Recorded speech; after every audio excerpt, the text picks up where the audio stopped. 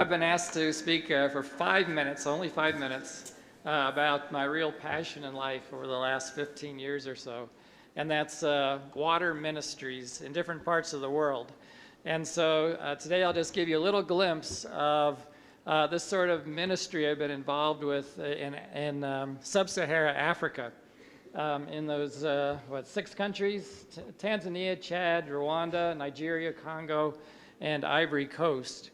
Just to give you an idea of what this is like, here's a typical home in rural Tanzania, very common throughout Africa, very poor, and but very happy and delightful people. This is my first experience in Africa, and we went to this village, and we asked them, "Where do you get your water?" And this is where they brought us. There are 2 sources of water for a village of 1,700 people. That water is very unclean. If any of us were to drink a cup of that water, we would be flat on our back for a week. And not only that, but there wasn't enough water. Ladies would line up for hours before the sun comes up just to get some water for their family. So I was there with Life Water International. This is a typical image of what the women do there in Africa. Women and children carrying water on their heads, 5-gallon buckets, which means about 40 pounds of water on their heads.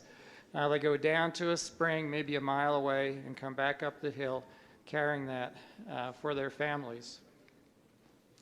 The ministry I was involved with was training Tanzanians, in this case, to drill water wells with a very small mud rotary drill rig. It can go about 100 feet deep.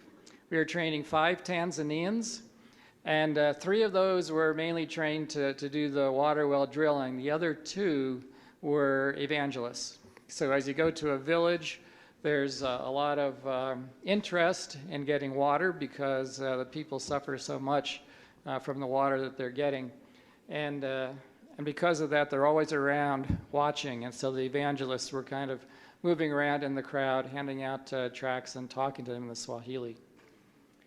There's always kids around.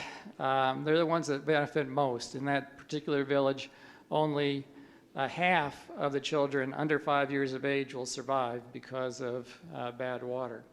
We put in hand pumps, as you can see, and the water coming from the ground is pure water that they can drink and not get sick from. Asante sana, Swahili for thank you very much. Another place this is in Chad. It's probably the poorest country I've ever been in. This is Abéché, which is the main city in eastern Chad, right at the takeoff place for going on up into the Sahara Desert. You can see there's always dust blowing in the field. This is in the main street. You can see camels coming and going. And we went into one village, and this was their water supply. It had dried up about a week before we got there. They had hand dug a well there. So they had to go here. You know, I always ask, what are these children doing? They are digging in the sand, not to have fun, but to get a drink of water.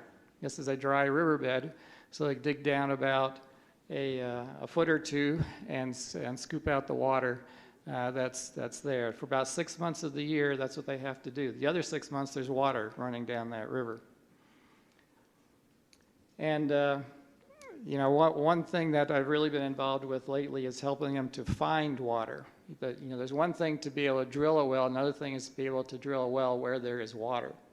And so we've been developing little cheap geophysical instruments that can be used and left over there in Africa after training the people how to use it. And they can use that to help find water. So here the villagers are using a seismic system where they hit the ground really hard, and you can tell what the different layers are of rock in the subsurface. So I think that's about it. My time is up. But listen, if you want to know more, I can go for hours. So thank you.